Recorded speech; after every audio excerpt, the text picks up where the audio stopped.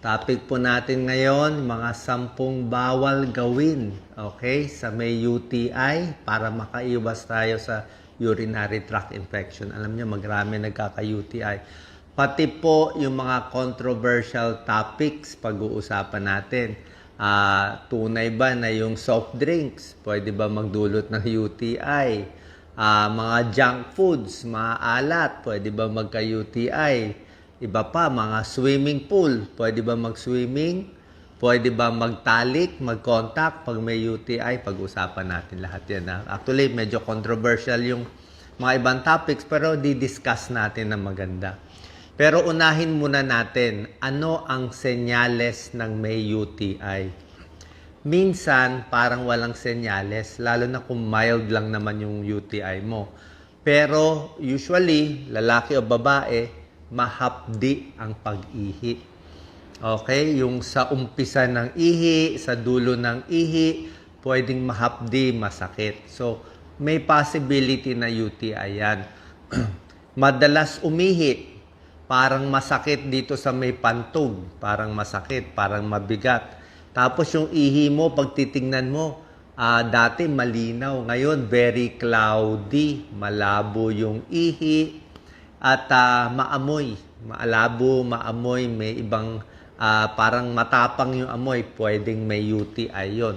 Okay? Para masigurado na itong sintomas ay UTI, kailangan magpapa-check up tayo, di ba? So, kailangan nyo po ng urinalysis. Kahit kayo na mag-request ng urinalysis, actually, kahit bago pa kayo makita ng doktor, simple lang naman eh. Urinalysis, ang gagawin, pag magko-collect ng urine, wag yung unang labas ng ihi. So, hayaan mo muna lumabas yung ihi mo. Pagkalagitnaan na ng ihi, bago mo sasaluhin. Sasaluhin mo dun sa plastic na bottle bago mo ibibigay.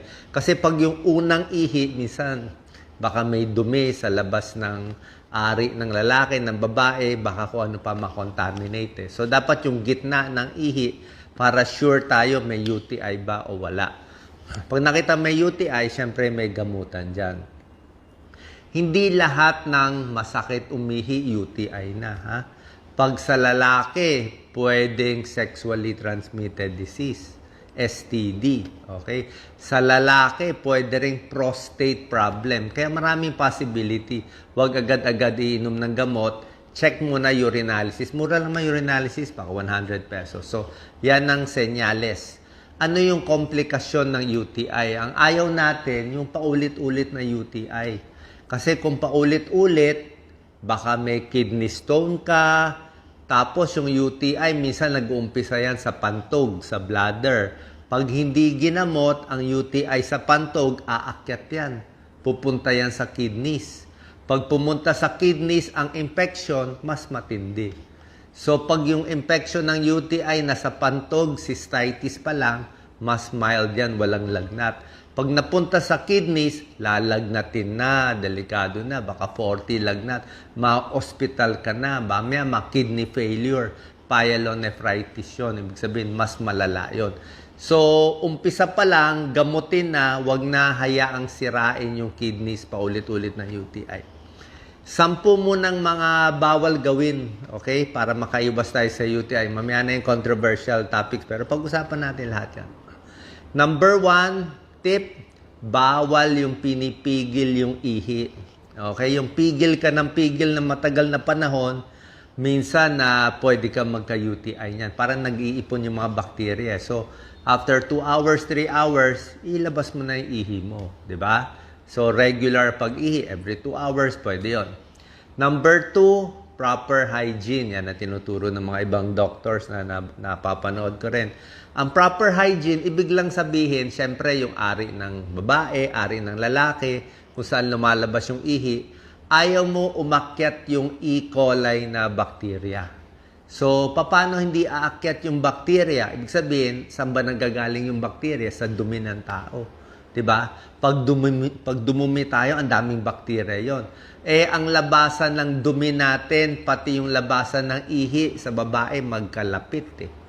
So, minsan, baka pag naghuhugas ka ng puwet, baka yung dumi mapunta dun sa, sa labasan ng ihi ng babae, pwede ka magka-UTI, di ba? Kung hindi malinis, baka yung paghugas, di ba, hindi malinis. Sa lalaki, mas maliit ang tsansa dapat ng UTI. Kasi yung ari ng lalaki mas mahaba eh. So, mas maliit dapat ang chance. Pag ang lalaki nagka-UTI, i-check na natin mga misis, baka may ibang partner yung lalaki nyo kasi bihira lang magka-UTI ang lalaki. Pag lalaki nagka-UTI, i-check nyo kung baka may sexually transmitted disease. Pero sa babae, common ang UTI. Okay? So, 2, proper hygiene. So, paghugas ng pagdumi, wag lang mapunta dun sa ari ng babae. Number 3, simpleng gamot sa UTI, di ba? Prevention and treatment, 8 hanggang 10 basong tubig. Pinakamaganda, tubig to. Okay? Hindi to soft drinks, hindi to iced tea, tubig, 8 to 10 glasses. Kung may kidney stones ka, siguro 12 glasses a day, up to 14 glasses a day, kidney stones eh. UTI, 8 to 10 glasses of water. Actually, may mga pag-aaral kung ang UTI nyo mild lang. Yung konti lang. Kasi minsan yung bacteria konti lang eh. So pag mild lang ang UTI mo, iniinuman lang ng 2 basong tubig yan. Yung 2 baso lang. Isabay mo lang, lalo na kung bata ka pa, kaya mo yan. 2 basong tubig, minsan, tanggal na yung UTI. Lagi ko nga na-example ang UTI parang sa kubeta, di ba? Pag pina-flush mo. So, pag inom ka ng maraming tubig, ihi ka ng ihi, parang nasa kubeta ka, flush ka ng flush 10 beses. So, tingnan nyo yung kubeta nyo. Pag flush kayo ng flush, ang linis ng tubig, di ba? Pero kung may dumi yung kubeta, 1 beses lang yung flush, di ba? May tira pang dumi. Diba? O kung bihira ka mag-flush, 3 beses ka lang mag-flush ng kubeta, di puro dumi yun sa tubig, di ba? Pero kung 10 basong tubig, 10 basong beses 10 times ka iihi araw-araw, flush ka ng flush.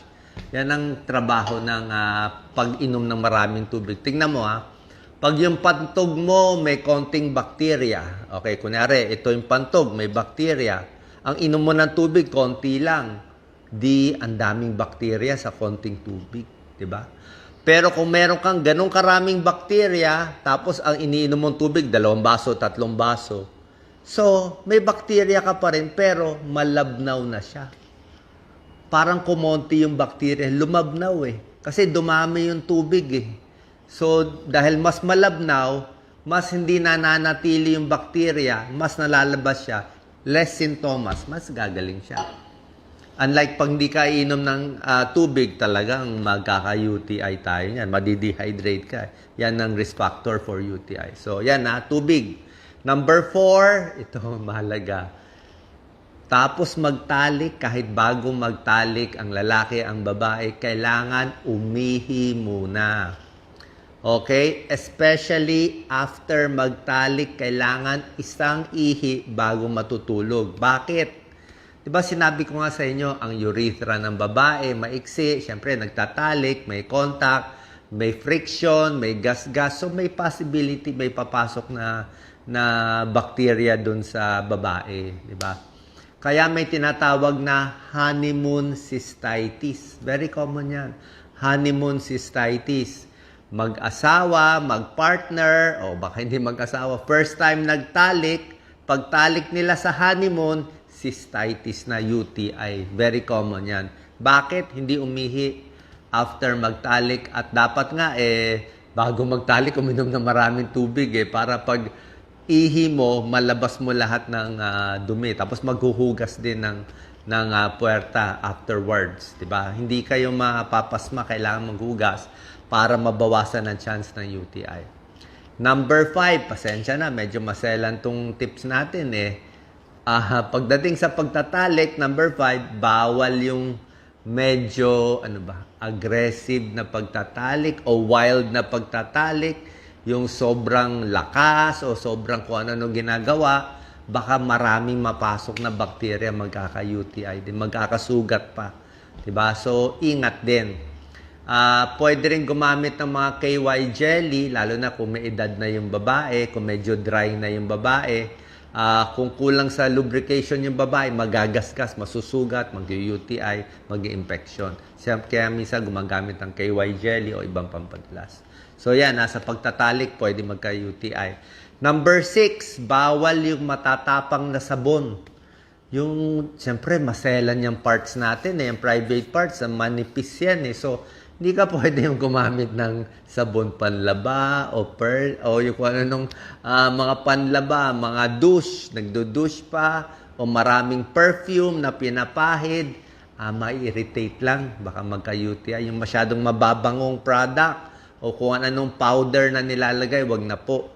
Ha? Paghugas lang talaga, tubig and mild soap. Warm water, baka konting mild soap lang, pwede na yan. So, iwas sa harsh soap.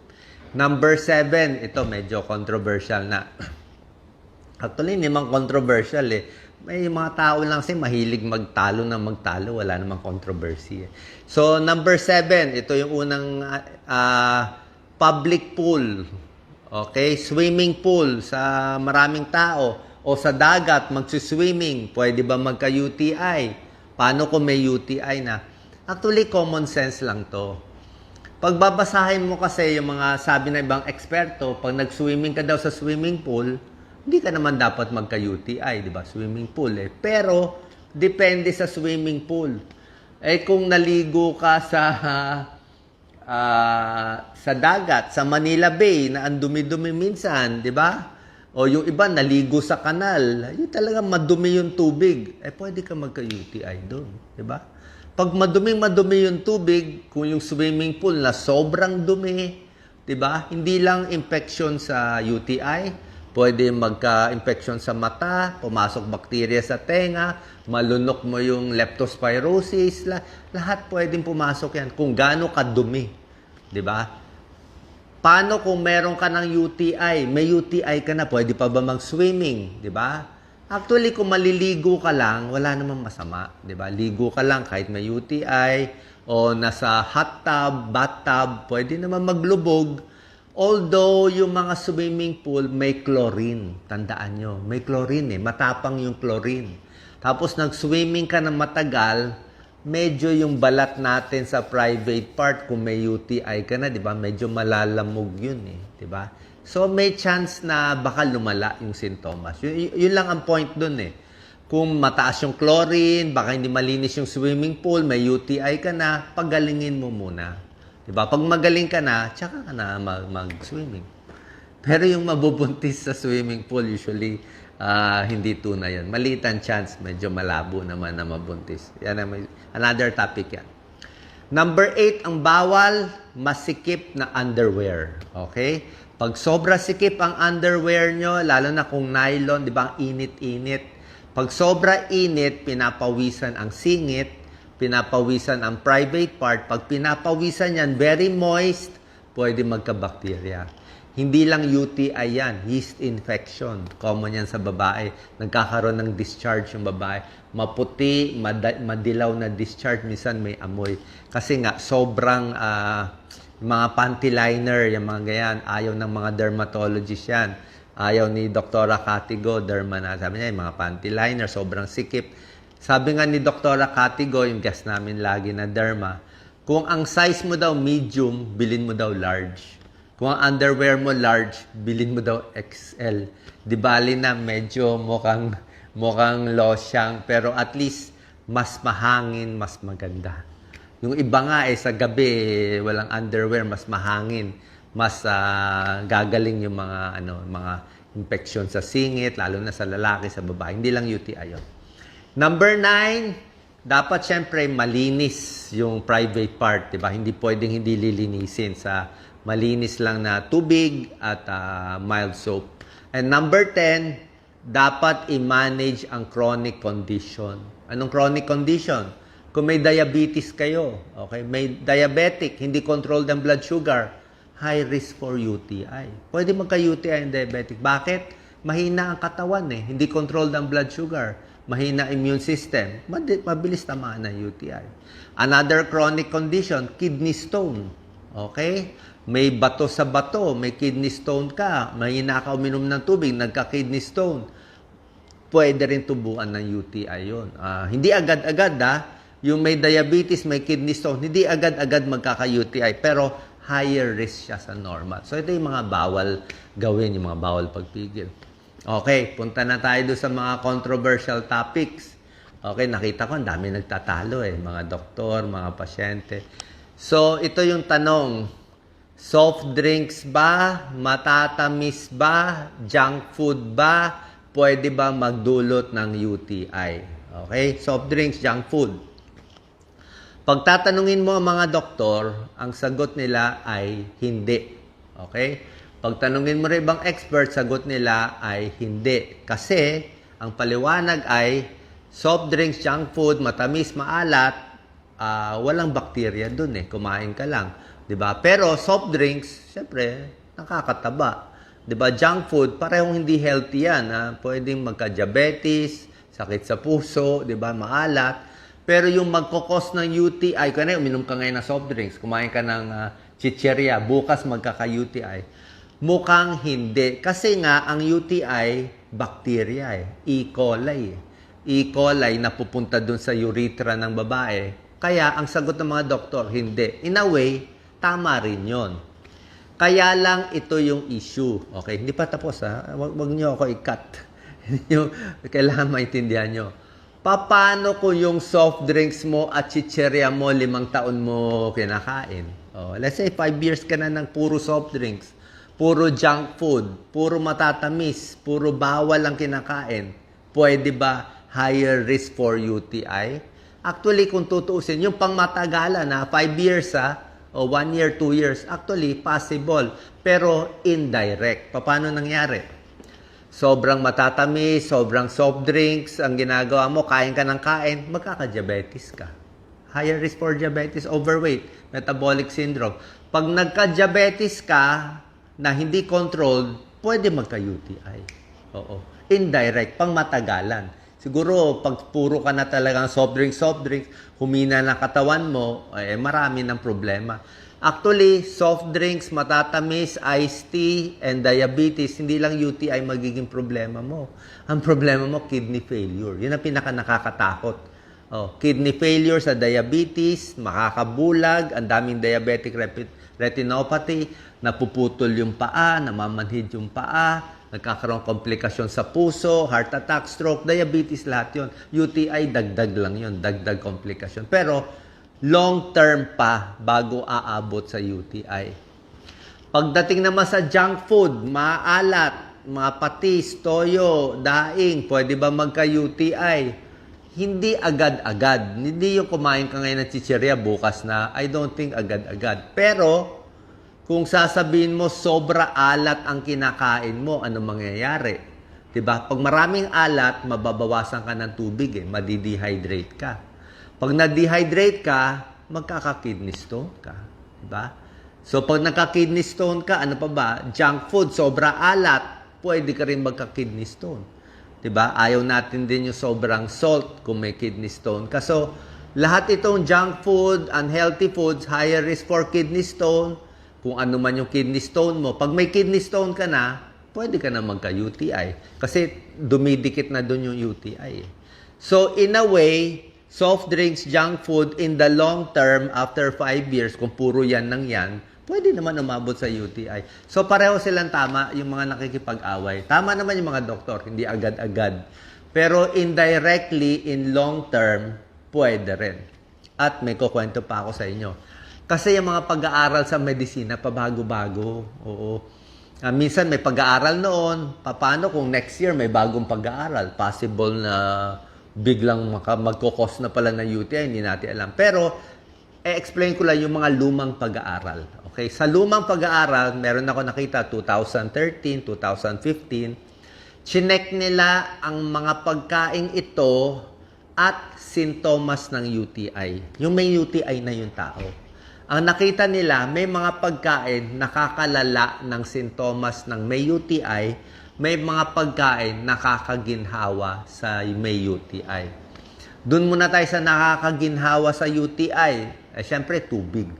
Okay? Pero nakita nila, cranberry juice, wala tayo dito eh. Bibili ka lang sa mga imported supermarket. Cranberry juice, may tulong konti sa UTI. Pero pag may sakit sa UTI, antibiotics pa rin tayo. Pero cranberry juice, may konting pag-aaral, good. Yung mga citrus fruits, orange juice, parang may tulong din konti sa UTI. Mga probiotics, lactobacilli, good bacteria, may tulong din sa kung meron ng UTI. So, orange juice, cranberry juice, probiotic, maraming tubig, parang may tulong sa maliliit na pag-aaral. Small studies lang eh, 30 people, 50 people, 2013 ginawa, 2015. At meron ding maliit na pag-aaral, i-check nyo na lang. Pero maliliit kasi mga pag-aaral na yung mga matatamis, soft drinks at iba pa, nakakalala daw ng sintomas ng UTI. Pero small studies lang to, 30 people. Kaya pag sinabi kong maliit na pag-aaral, 30 people lang, medyo hindi pinaniniwalaan ng mga doktor. Kasi parang 30 pa lang yan eh. O, kahit tayo, yun lang ang meron. Intayin natin na pag-aralan sa 200 people yung pag-inom ng soft drinks kung nakakalala. Okay? Pero kahit ano man yung paliwanag, huwag na kayo uminom, tubig na lang. Diba, nakakataba eh. Soft drinks, iced tea, kung anong matatamis, junk food. Alam naman natin, hindi okay eh. Kaya, hindi porke hindi ka magkaka-UTI agad, eh pwede na. Mali. O, mali eh. Kasi minsan yung kababayan natin, pag sinabi mo, ay hindi naman magdudulot ng ganyan yan eh. Akala nila pwede na. Hindi pwede. Diba? Nasa sa inyo.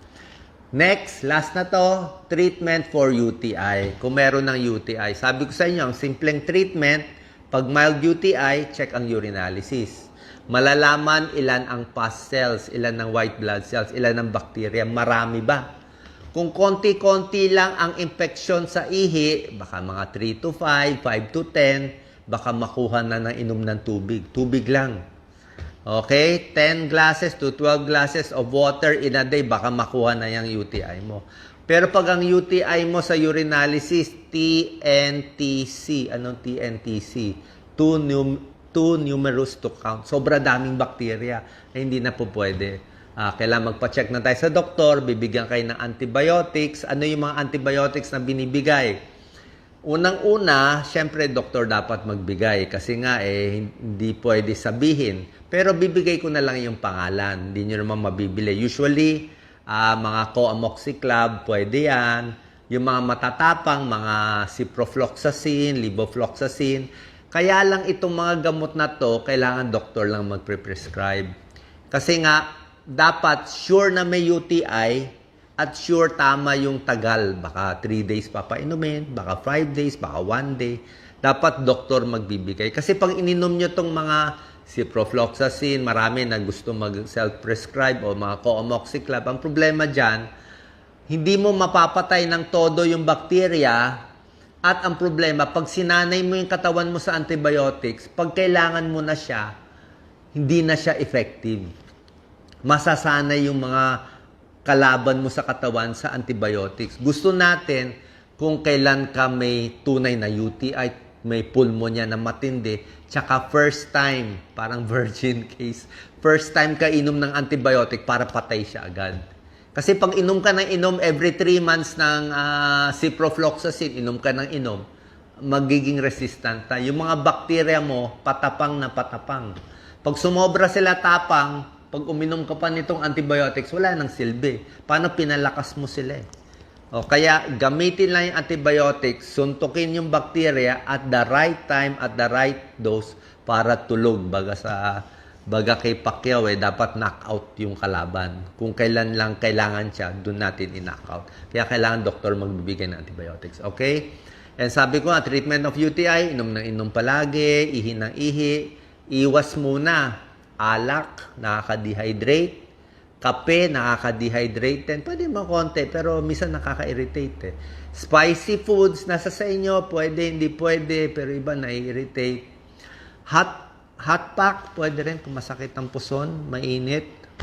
Probiotics, tulad na sinabi ko, probiotics, cranberry. May tulong, pero hindi siya substitute sa antibiotics. Pagtatalik, pag may UTI na, okay? Pag may UTI na, sa tingin ko, pwede time out muna sa pagtatalik. Kasi baka paggaling ka na sana, magdagdag ng irritation, magdagdag ng infection, at magkaroon ng reinfection. Sabihin, magaling ka na bagong galing ka pa lang na-infect ulit kasi nga aggressive yung partner mo di ba? So, yun ang problema. Kaya sabi ko nga, umihi, before, after, inom ng maraming tubig para malabas ang mga bakterya. Number 8, pahinga para lumakas ang katawan. Good hygiene sa ari. And number 10, monitor for complications. Pag may UTI, dapat walang lagnat, dapat hindi masakit dito sa likod, at dapat walang dugo sa urine. Okay, sana po nakatulong to, nakalinaw to sa paggamutan sa UTI at dito sa mga controversial topics sa UTI. Salamat po.